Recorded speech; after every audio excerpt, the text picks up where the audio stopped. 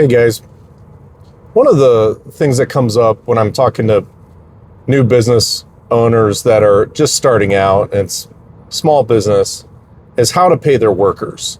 Should they be paid as a contractor or paid as an employee?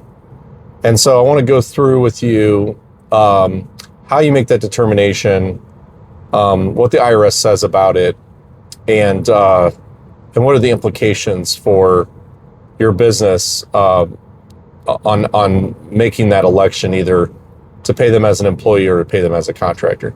So we'll start with contractor first. When you hire somebody as a contractor, you're essentially hiring a business to do work for you. And it might be a sole proprietorship, one person, but it's a business. And so they will present you with a W-9. And if they don't, you need to get that from them before you pay them. And that W-9 is very similar to a W-4 in that it has their tax identification number on it, like their social security number, or their EIN if they're a bigger business, and they have employees themselves. You could have an EIN and not have any employees, but generally only companies that are incorporated would have an EIN. Okay, so once they've filled out that W-9, then they're going to perform the work for you, and then you need to have them bill you. So they would present you with an invoice, either mail it to you or whatever, hand it to you, and then you cut them a check for the invoiced amount if everything is copacetic with their work and everything. And then at the end of the year, you give that all those, your accountant, your tax accountant, would look through all those invoices that you paid and total that up. And using the W-9 information, they would issue the contractor a 1099. And then they would also report that for you to the IRS. And that's it. I mean, there may be a few other little things in there, but that's the gist of it. For an employee, instead of a W-9, of course, they're going to fill out a W-4, and they're going to indicate on that W-4 their withholding allowances that they want for when you withhold their taxes. And there's other requirements too, like an I-9 to prove that they're allowed to work in the United States. They have to present identification, all that stuff. But as an employer, you've got a lot more responsibilities and administratively as well as financially, right? So administratively, you've got to withhold taxes, federal taxes, potentially state taxes if you work in a state that has them. And in the state of Ohio, where I live, local tax. And then, other states have like county taxes and other things.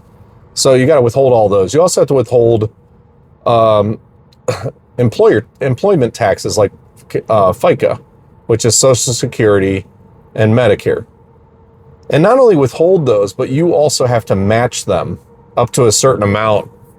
You have to match what you're withholding from the employee. You got to pay it out of your own pocket and give that, and make those deposits for federal taxes, state, if you have them, et cetera, and those employment taxes, you make those deposits to the governments. And then there's also federal and state unemployment taxes. There's workers' compensation. There's, OSHA requirements potentially, depending on how many employees you have and what business you're in. I'm not going to go through all that with you. You can consult legal advice on all that, but that's, it's fairly burdensome to be an employer, and have all these administrative, payroll calculations that you need to make, or you can always outsource them to a company like ADP or Paychex or, these payroll companies that will do those withholdings for you. You just provide them with the information for your employee and they'll do it, but they'll charge you for it, right? Whereas with a contractor, it's fairly simple. You can just cut them a check, and your in-house bookkeeper can do that if you have one, or or you could do it. Honestly, I wouldn't have your bookkeeper do it because they're keeping the books. They shouldn't be also cutting checks. But you could do it, or your spouse or somebody that you trust that's not also keeping the books. But what the IRS says about who's a contractor versus an employee, it needs to be considered, because what I find people doing nowadays is they're just making all of their workers independent contractors because they don't want to deal with all that administrative burden, and they don't want to pay the employment taxes. And I don't think it's right to just make people contractors when they should be employees, because you're sort of putting the burden on them to pay those taxes. You're also causing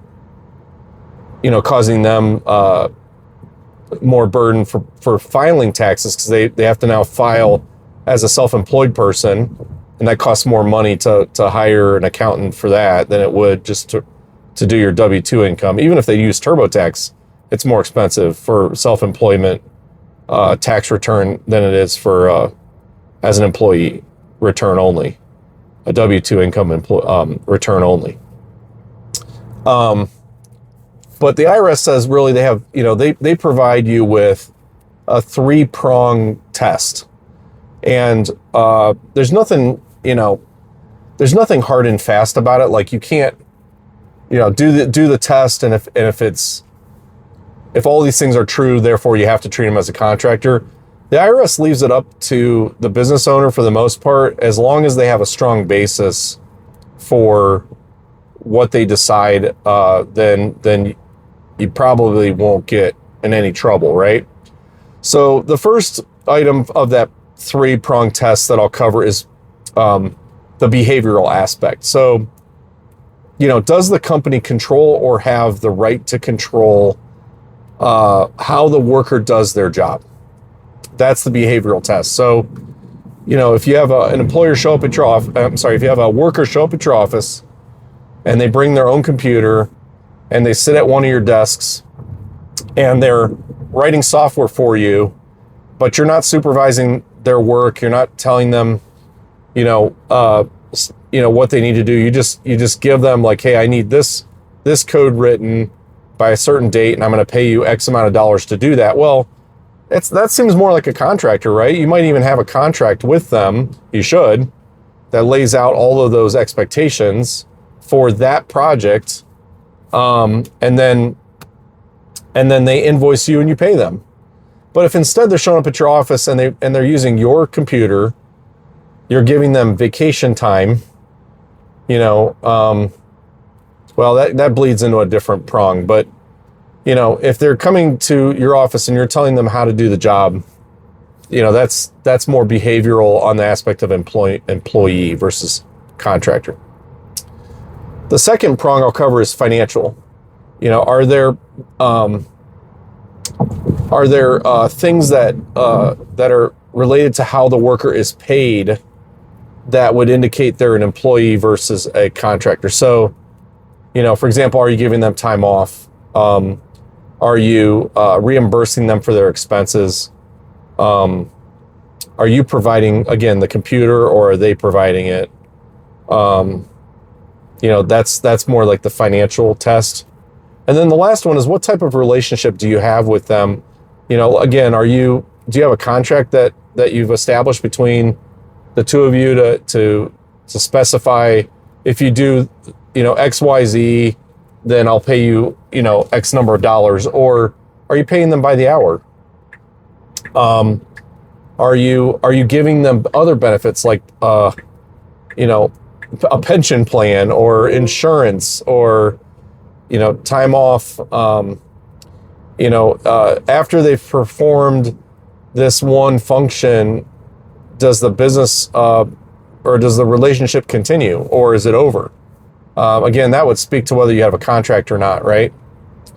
So what I see happening though with small businesses is, maybe you have a business where you paint houses and you're hiring high school kids or college kids, and you don't really know what you're doing, so you're just giving them money every week. You give them the money that they earn that week, you just hand it to them in cash, and you don't do any payroll withholding. And then at the end of the year, you realize, oh man, I should have been doing all these payroll withholdings. I didn't do any of it. So you just send them a 1099. Well, that's not the right way to do it. In fact, they could go to the IRS and file a form and just pay their share of the FICA and put the burden back on you to deal with it. And in fact, if you figure this out late, you cannot go to the employee and make them pony up the money in arrears.